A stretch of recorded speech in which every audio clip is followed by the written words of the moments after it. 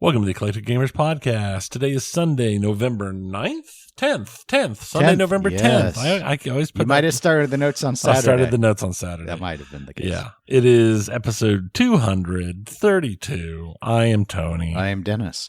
I think this is going to be a much briefer episode. I do have a discussion topic for us when we get to the pinball section, but we're not ready for that quite yet. I do want to go ahead and thank Lore W for joining our Patreon, though. Always welcome. Exciting for us to have a new Patreon. I don't know if it's exciting for I Lore. hope it's exciting for Lore. I hope it's exciting. I don't know. I've been sharing a meme every month now because I got rid of the babies first because they were getting too difficult to come up with and things got slow. So I've been doing more pinball memes where I take a famous meme and pinballify it. I don't know how long I'll keep doing that, but until we find a new thing. Yes, maybe or nothing. I mean, I don't know. We're not very good at. Well, but we're not asking for like $25 a month, right? So now I know you've been busy at least talking about a video game because people have been asking you questions and you have been answering said questions. Yes, I've mainly been playing Satisfactory for the last couple of weeks. Yes, so I've been. I don't know how much because I played Satisfactory back when it was in beta, because it was early access. But I stopped playing it like before they brought out like their 5th major update, and the game's now out of early access and is live with their 1.0. So, and I think there were like 8 or 9 major updates before they went live. So, I missed a lot of it, and I'm into it and been playing a lot. Seeing the changes getting built up, working on stuff. But yeah, no, that's been my primary gaming driver for the last several weeks. Okay. I have not done as much gaming over the last couple of weeks as I thought I might. I just been busy with work and such, and I did a few things on my watch channel that required some time. So, but I did finish Final Fantasy 3. I had just started it, I believe, when we did our last episode. So that is now done, and I have just started Final Fantasy 4 a couple days ago. So Final Fantasy 4 is the one that was originally sold as Final Fantasy 2 in the United States. I'll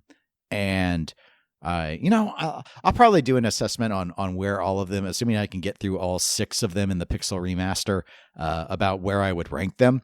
But I will go ahead and say I completely understand why Final Fantasy 2 and 3 were not sold in the U.S. originally.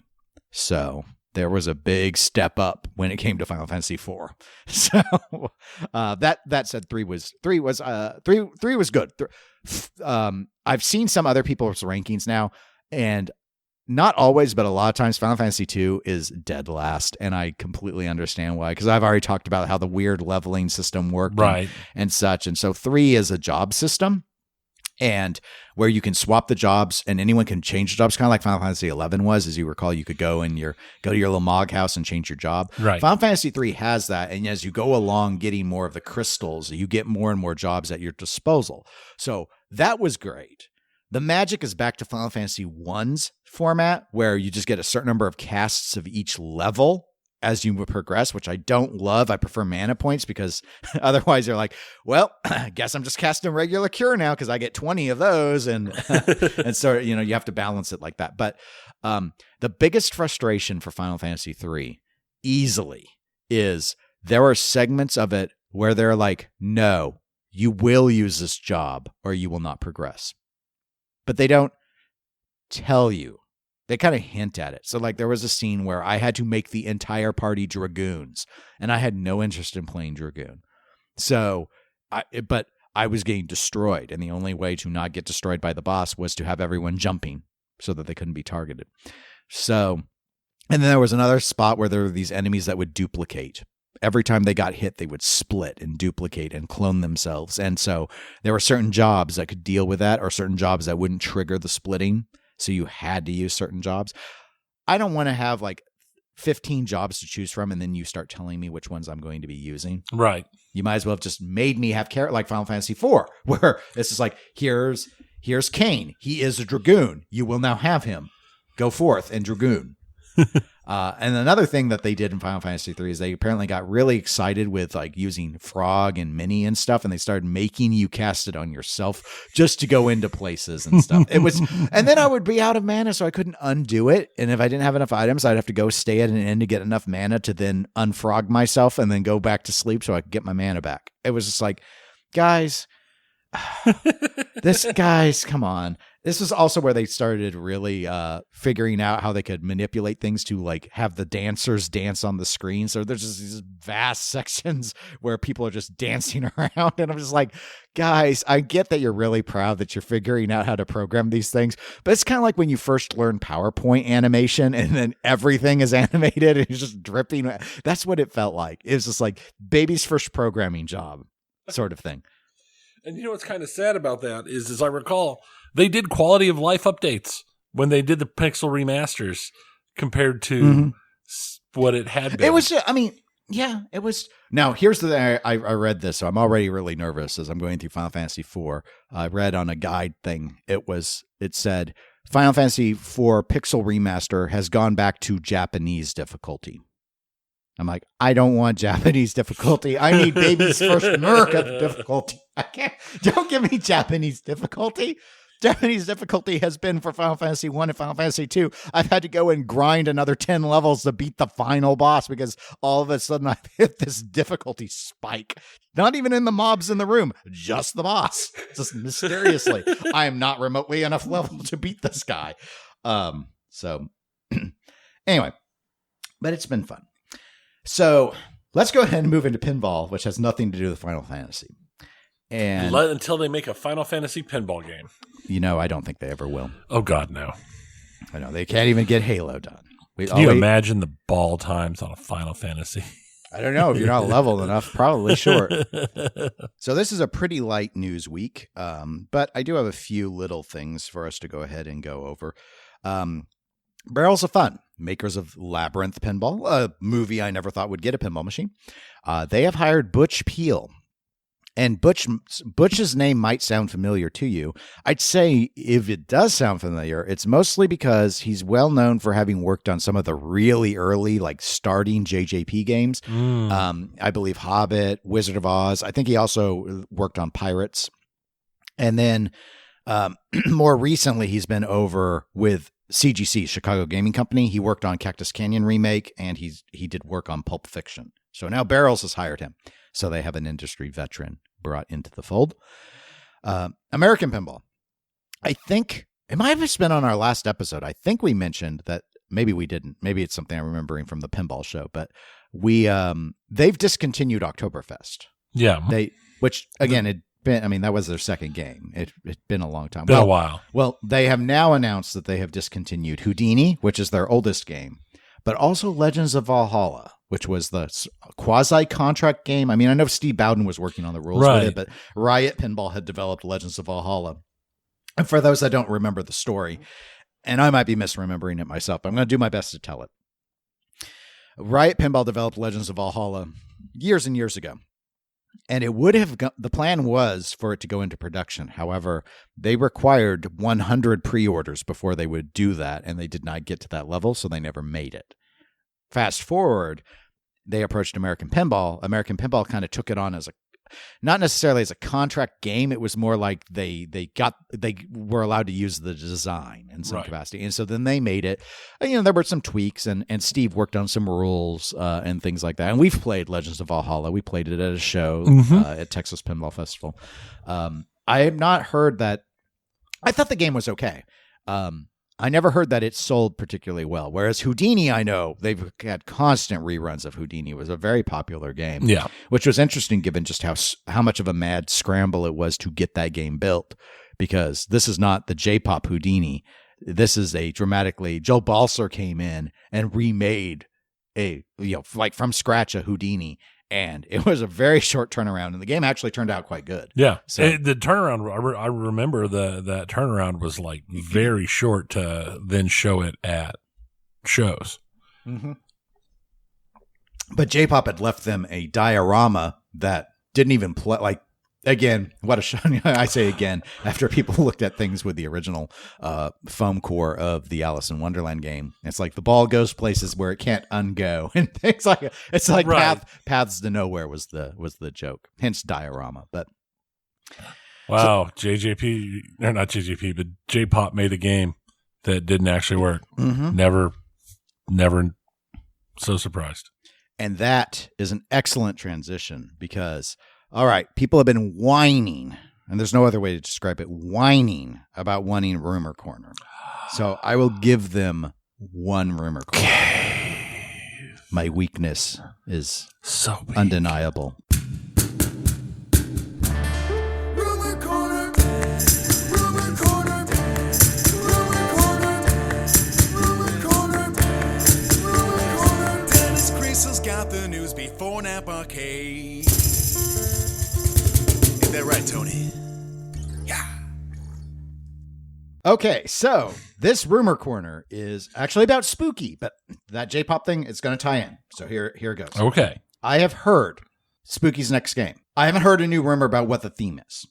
Like, there have been a number of rumors floating around forever, Evil Dead and all the rest of it. I don't have any new rumors about that. The Fly. But what I have heard is from someone who has purportedly seen this game that the next Spooky is, one, not revolutionary in basically any way. It's not going to bring something new to the pinball table, which I'm trying to think if we've seen a lot of revolutionary things out of Spooky, and they're not coming to my mind. Yeah. But all right, so don't expect like a game changer in the sense that some dramatically new concept is unveiled. However, in comparison to DPX, PX's Alice's Adventures in Wonderland, the Spooky game is better in every conceivable way you could think of. The theme is better. The layout is better. The rules are better. The art is better. Maybe not a shock there. The displays are better. I guess the sculpts are better. That's going to be the toughest one. And again, it's all subjective. But this person who is purportedly in the know says Spooky has that game beat on every front. But it's not a revolutionary game. That's your Rumor Corner. Tony, you It's have the any Blue thoughts? and the Gray. Hmm? They're making a pinball machine out of the movie The Blue and the Gray. No. Well, I mean, maybe. I don't know. It's Gettysburg, the pinball machine. Yes. You know what? Glory, that movie, it could have had a pinball machine. It could have. But it could didn't. have. It did not. Hmm. Gone with the Wind, the pinball machine. No one cares about that. You might as well do Citizen Kane at that point. That's getting up into the Godfather range of, you know what? Just because it's a good movie doesn't mean it should be a pinball machine. Just saying. So that's it. I have one pinball discussion item for us because obviously I knew this was going to be exceedingly light, and I think that's okay. People can just enjoy a shorter episode. But this has come up in my mind because of Metallica Remastered. We talked about that last episode. A lot of people were excited about it. And of course, this, I think pretty much everyone agrees, is just the first salvo out of Stern Pinball doing a remastering of older titles. So by remastering, I'm thinking things that weren't with an LCD screen, but are now being made with an LCD screen. That's like the difference between a vault and a remaster is dramatic changes, but still basically the same game. So here's what I wanted to ask you, and we're going to play a little game here. We don't have to put them in rank order or anything. We can alternate. But what 3 games would you like? I'm not saying you would buy them. Just saying you would just like to see Stern actually remaster. So here are the rules. The rules are pretty simple. 1, do not pick an existing LCD Stern game.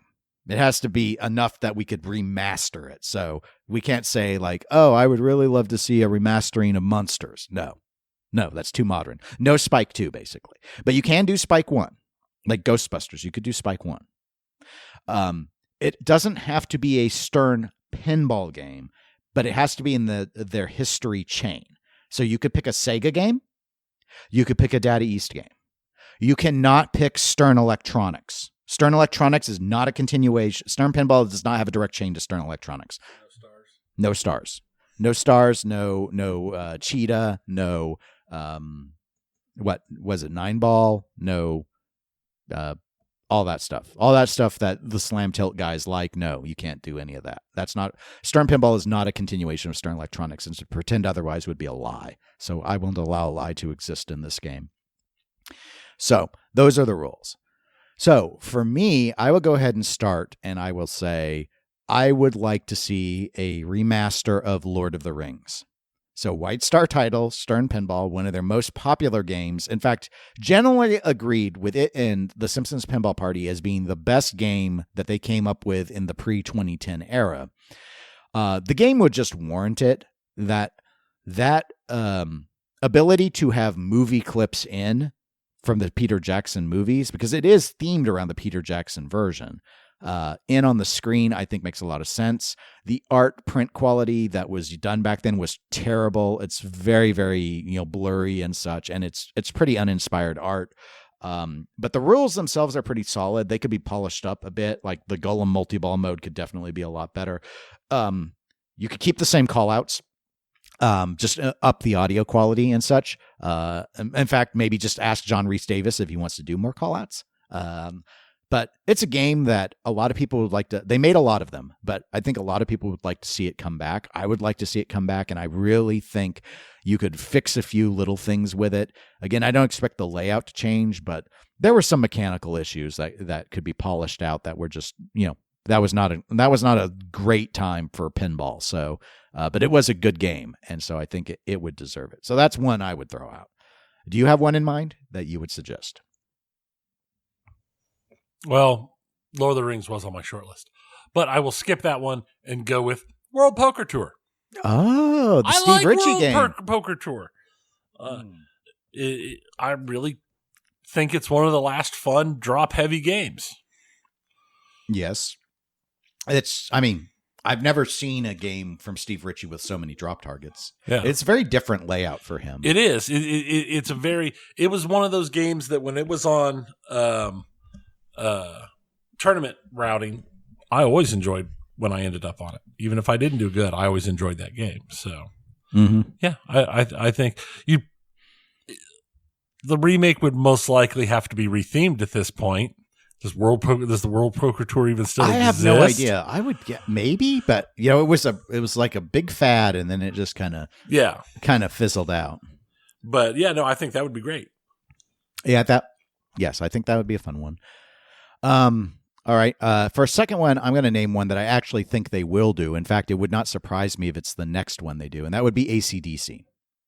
That is another game that could really use an art rework really, really bad. However, it's the game that brought Stern back. That was the game where they brought back in Steve Ritchie, and it was a shock when he it was like an at an expo or something, and he indicated like he was back with Stern, and this was the game he was doing. It's a lot of fun to play. The bell and everything else. Again, there might be some little mechanical hangups and stuff that could be sorted out, but with a remaster version, you could drop in concert footage, which is the easy way to go, but it would make sense. You could add more songs, and with more songs means more modes. So you could actually have, just like with Metallica, you could bring in one of their modern coders to go ahead and do some updates on the software, to have some better rules with those new modes, or rebalancing where some, because that was always an issue with that game, is because what you needed to do varied by the song. So some of the modes I don't think ever got really as balanced as they should have been, but I think it is a really, really obvious one. They made a lot of them as well. I'd say it's probably even easier to get a hold of an AC/DC than it is a Lord of the Rings, but I just think there's enough demand there with the revisions for it to actually go ahead and be done. So that'll be my number 2, would be suggest AC/DC. Right. I think that one would also make a lot of sense. I'm going to go ahead and jump back to one that would never happen ever for any reason at all. Data East Jurassic Park. That was going to be my third one. Okay, so why Data East Jurassic Park? I actually prefer Data East Jurassic Park to the new Jurassic Park. Oh, don't tell Elwyn. I find it more enjoyable. Part of it is because of its kind of just classic and the nostalgic and everything. But I really liked its combination of ideas and shots and the way it worked. And the gun, just like they had the the Star Wars where you watch it and you shoot the Velociraptors, or the Stormtroopers in the Star Wars version of the Data East and all those. I really just find it a lot of fun. So I think a modernized version using clips from the movie and not being like the not really tied to the movie like the modern Stern Jurassic Park, but just being a remake of the old one and using actual clips and stuff from the movie would be a lot of fun. Yes, no, I really enjoyed that game. I owned one for a few years, and so that one was in my head. But I don't want to skip doing a third one. So, given the scramble for this, I'm gonna go ahead. I'm gonna go way, way, way back. How about the first Data East game? How about Laser War? That's right, no, completely never going to happen. But Laser War, you've got the hit David Thiel music with the return to base. You're fighting a laser war. Bring that in. That is a game that definitely needs better parts. Like the ion cannon would constantly fall apart and crack apart on all the older versions. The ramps themselves were pretty cheaply made. So redoing all of that, it's an interesting layout.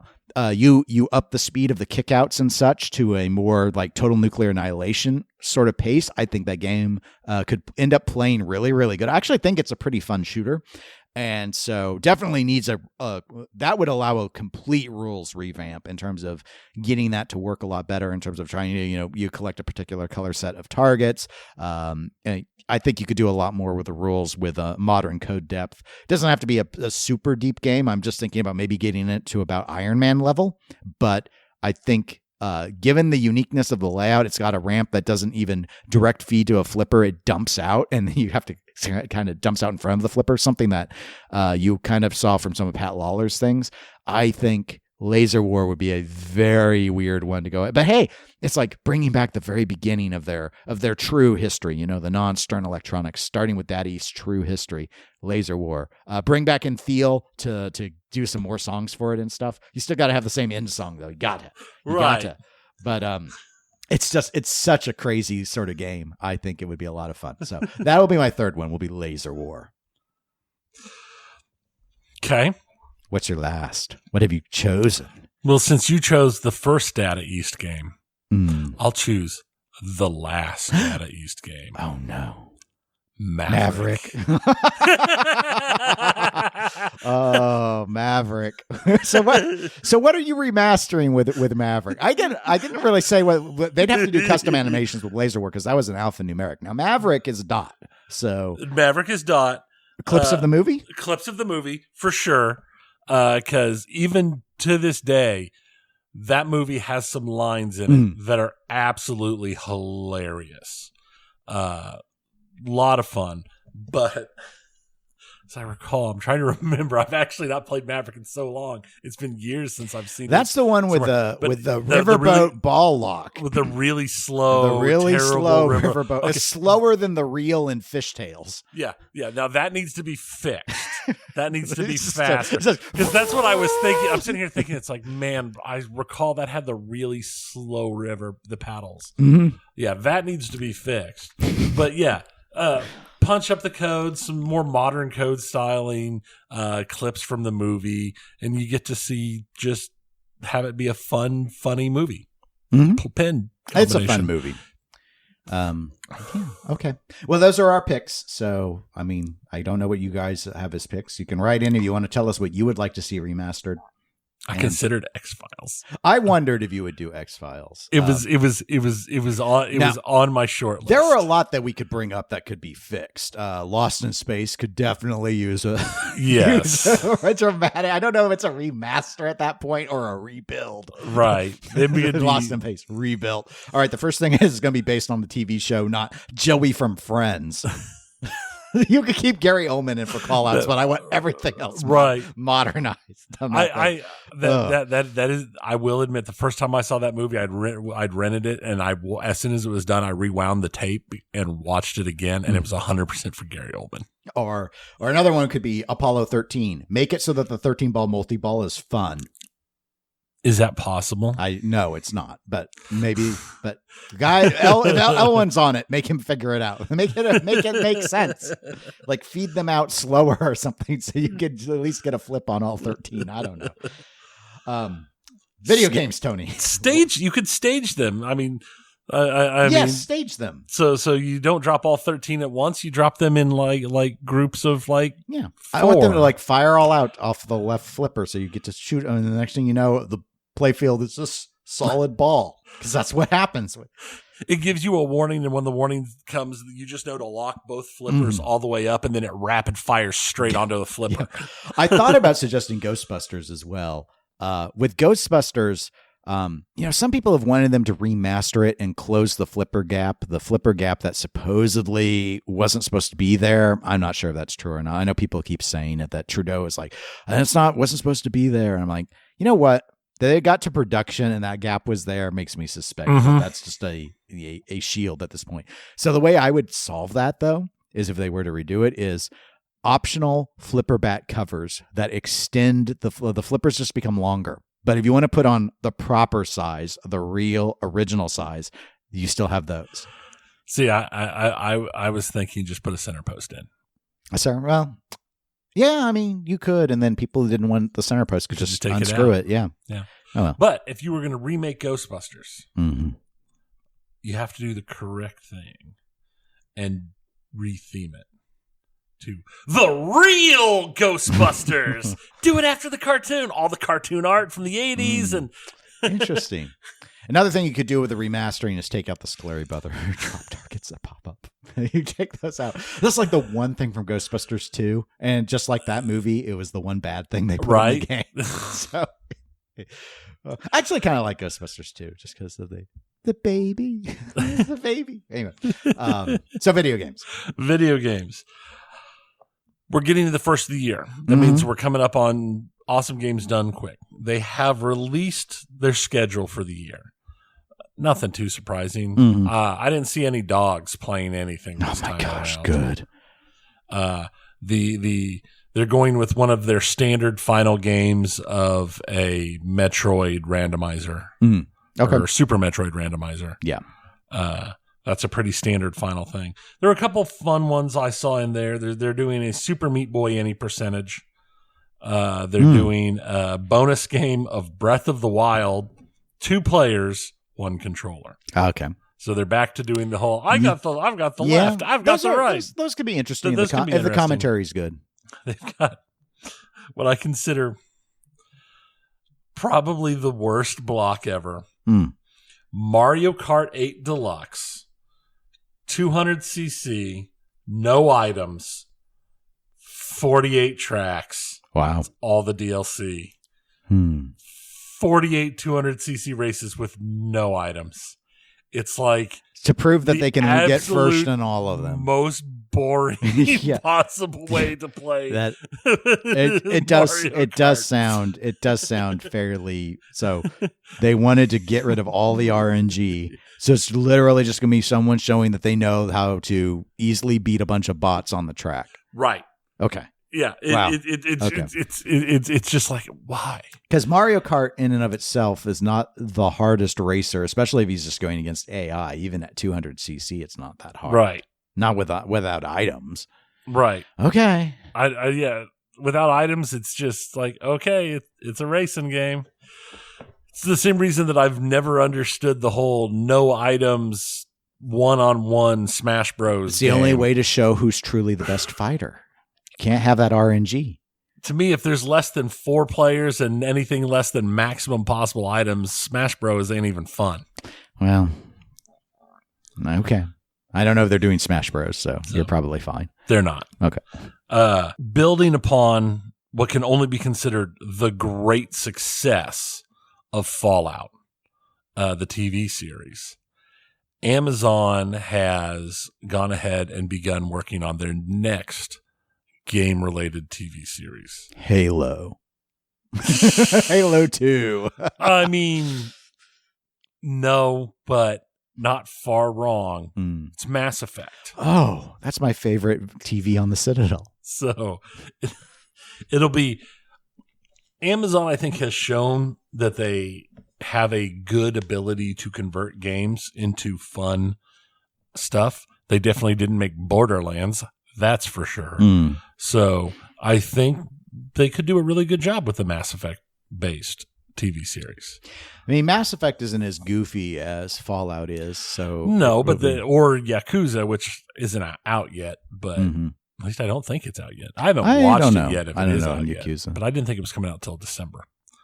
But that's a fairly goofy game series. Yes, anyway, definitely. But Mass Effect's, pretty straight-laced sci-fi. They had comic relief characters, but right. So we'll see. We'll see what ends up happening and how that turns out. In a bit of interesting stuff, Sega is delisting 60 of their classic games from all the virtual stores, all of them. And when they were asked why they were delisting these games, they didn't say anything. they're coming out with a console.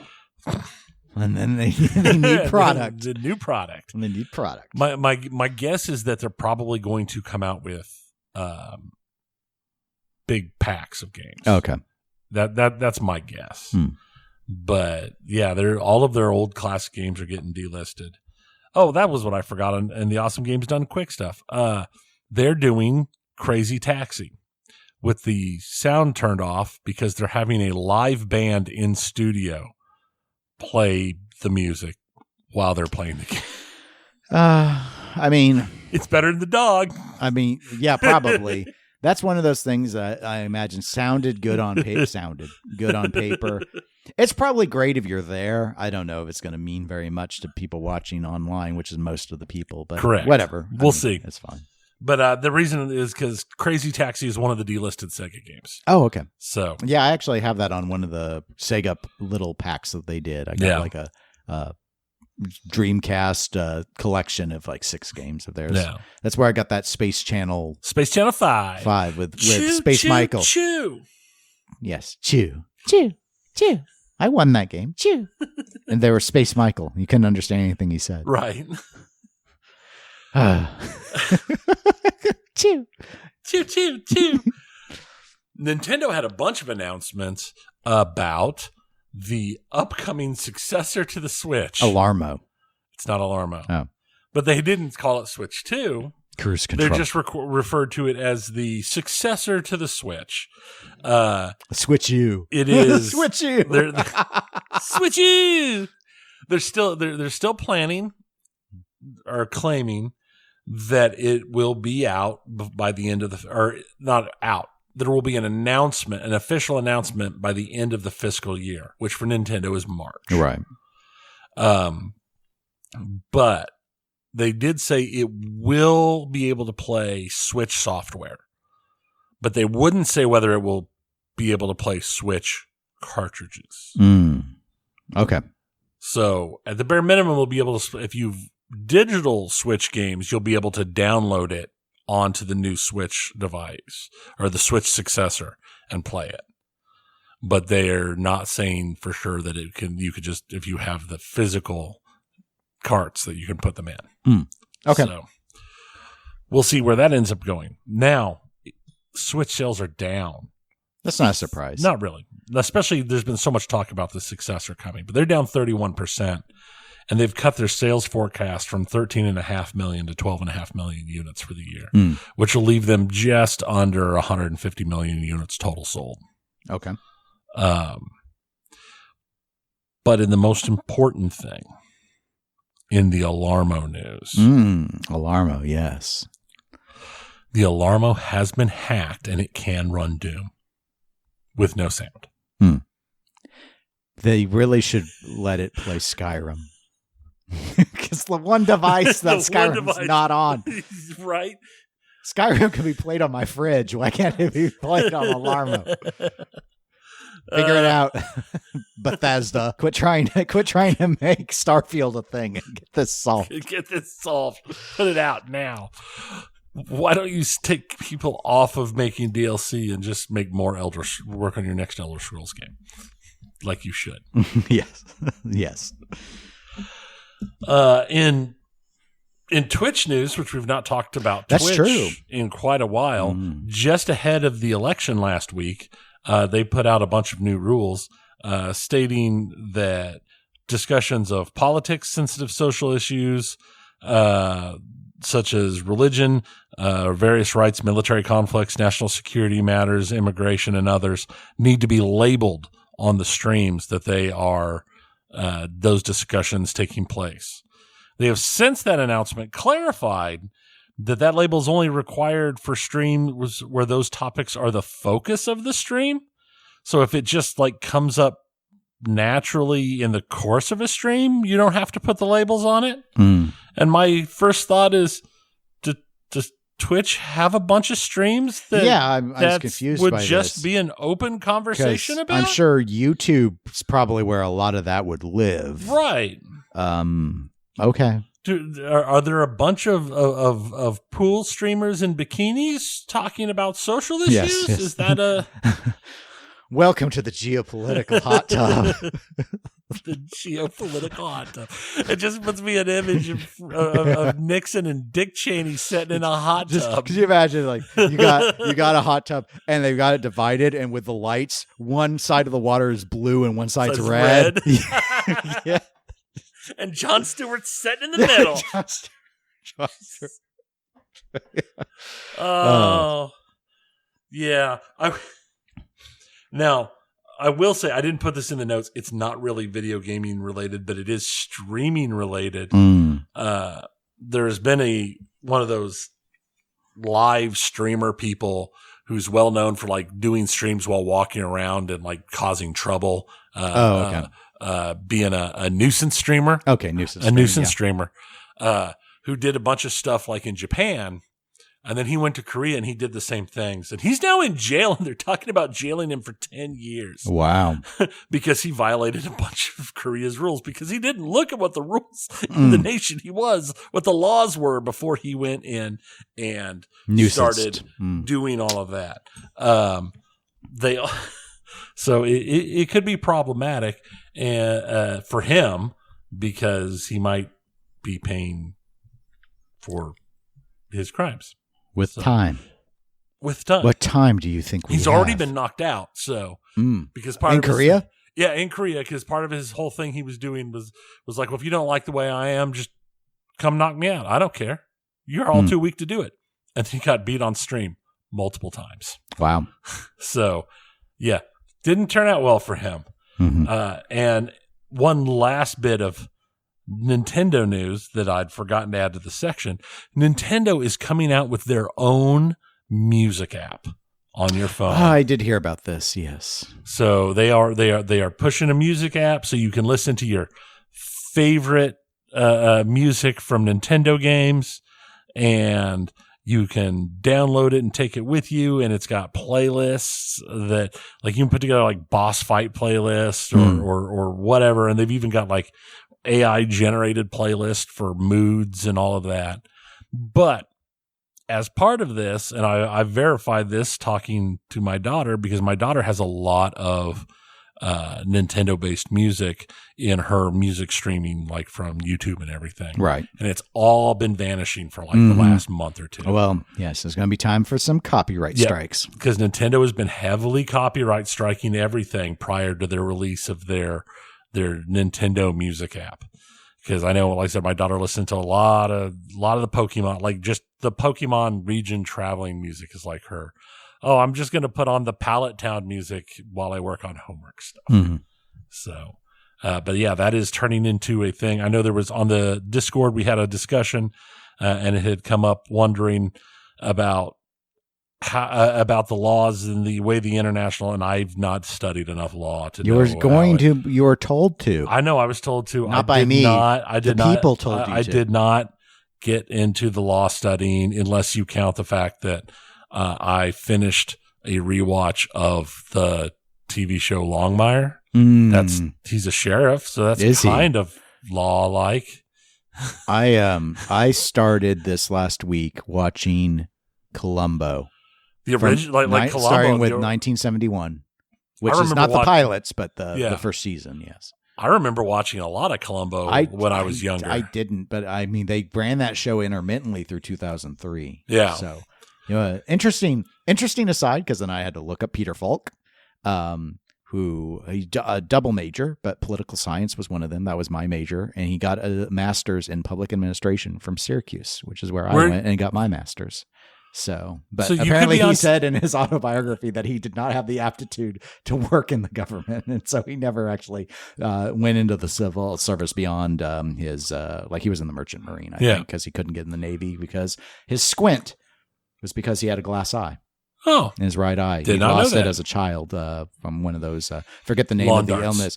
No, it was one of those. It was one of those retinal cancers that hits kids. Oh. So they had to take his eye, and so that's why that eye is always squinting, is because he's got his glass eye in there.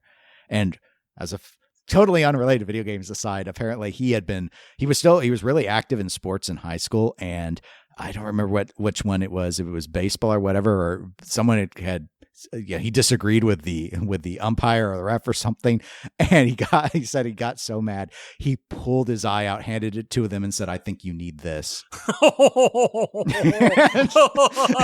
sort of thing. And he said apparently the other kids really thought that was quite hilarious. But, so it's like, maybe this will help you more, sort of thing. So anyway, Peter Falk, very fun. He won a number of Emmys for that role as Columbo. Yeah. So because I remember watching Columbo a lot when I was younger. We'd watch it just all one the time. more thing. So anyway, well, that's no more one more things for us. Nope. We've reached the end of this episode, a lighter period, but that is often how it is, the calm before the video game storm of the Christmas buying season. yeah, it's gonna get crazy. But until a couple of more weeks. Yeah. About 2 weeks. Yeah. 2 weeks from now, we should be back. Yeah. About 10 days. 14 days. 14 days. We're around. I don't know. We got Veterans Day coming up. It throws off the math. It's 10 business days. Yeah. Business days. Yeah. We got business days we got to worry about. But until then, if you want to reach out to us, you can email us at eclecticgamerspodcast@gmail.com. We're available at facebook.com/eclecticgamerspodcast. If you want to support the show, you can do that. It's as little as $1 a month. It's over at patreon.com/eclectic_gamers. We're available on Twitch and Instagram as eclectic_gamers. I will say goodbye. See ya.